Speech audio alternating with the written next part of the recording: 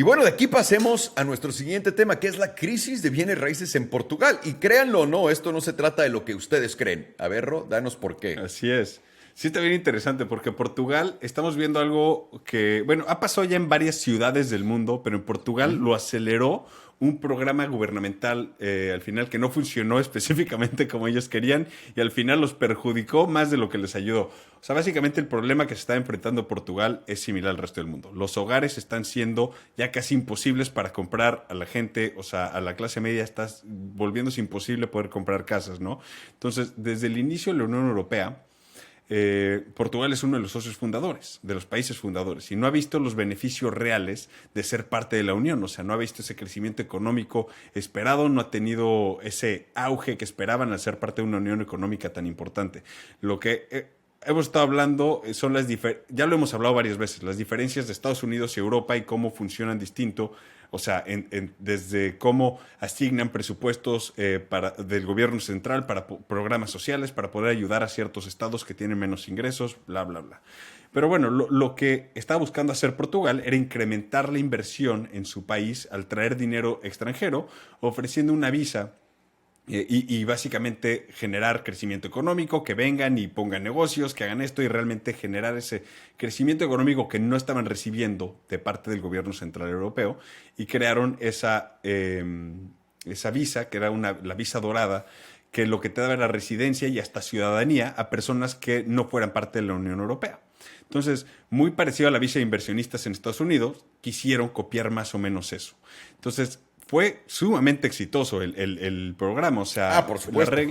sí, las reglas no eran las mismas, pero por ende solo necesitabas invertir entre 100.000 y 250.000 euros para poder participar en el programa.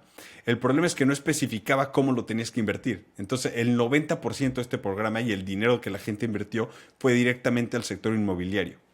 Y nada más tenías que enseñar, pues ya invertí en tu país, en el sector inmobiliario, estoy haciendo la renta de la casa, estoy haciendo lo que sea, pues es la manera en la que ya entonces puedo participar como pues conseguir mi ciudadanía básicamente europea.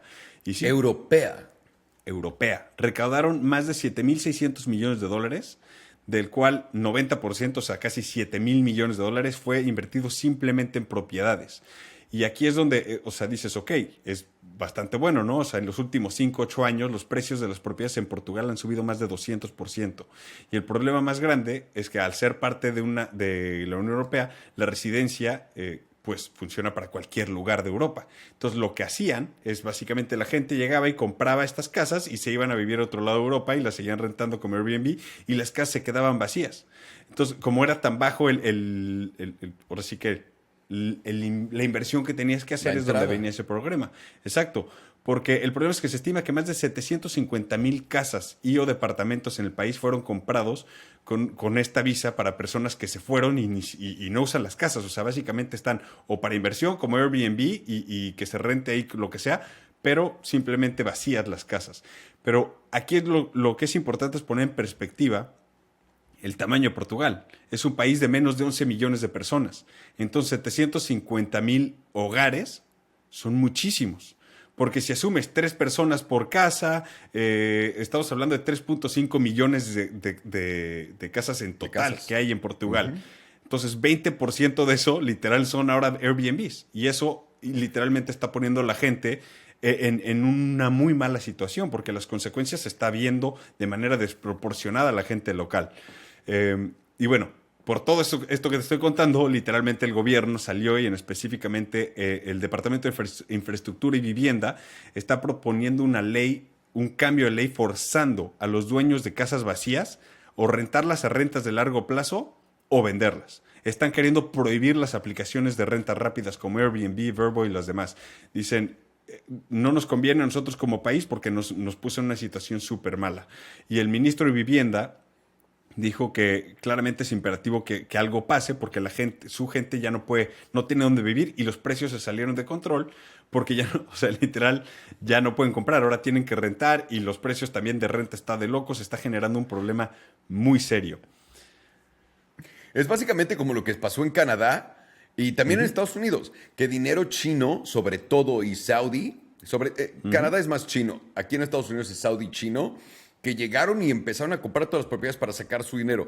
Pero quiero que la gente sepa esto. En Canadá sí fue un problema de la vivienda potente. Sí. En Estados potente. Unidos no tanto, porque ha sido como... Es demasiado grande Estados Unidos como para que uno o Sí. dos mercadillos vengan y te jodan todo. Pero en Estados Unidos, si quieres invertir en algo, lo que hacen es... Invierte en una empresa que emplee, y depende de qué ciudad, de qué estado, ¿no? Estado. Porque en Ujú. California la ley es una, en Miami, en Florida la ley es otra, en Texas la ley es otra. Entonces, digamos que en promedio, ¿no? Y solamente estoy hablando de sacándomelo del culo estos números, no me hagan caso, estoy dándoles el ejemplo. Que te diga Estados Unidos, bueno, aquí en Texas tienes que invertir $1 millón y con ese $1 millón tienes que contratar a 10 gringos y tenerlos en tu payroll por no sé mínimo cuántos 3 años, creo, o algo así, hasta que Exactamente, te demos por mínimo- la residencia. hasta que te llegue la residencia. Ya de ahí lo puedes deshacer. Mínimo te hacen abrir una empresa y sí fomentar la economía y contratar gringos, que es como lo que buscas, que la gente Exacto. tenga dinero y que aquella gente que quiere entrar con dinero se encargue de ellos, etcétera. Pero en Portugal, esta cantidad de casas y tan fácil que hicieron, yo de haber sabido me hubiera sacado la maldita residencia europea, güey. $100,000 te podía sacar una y Entre comprabas 100 la y casa y ya. 250,000. Aparte tienes una casa de vacación en Portugal, ¡En ni siquiera Portugal! tenías que estar ahí. O sea, Yo una ni la locura, rentaría. Sí, me la quedaba Pero yo ese es el mismo. problema. Muchas no se están rentando. Y eso es lo que dice el ministro de Vivienda. Dice, estas casas están vacías.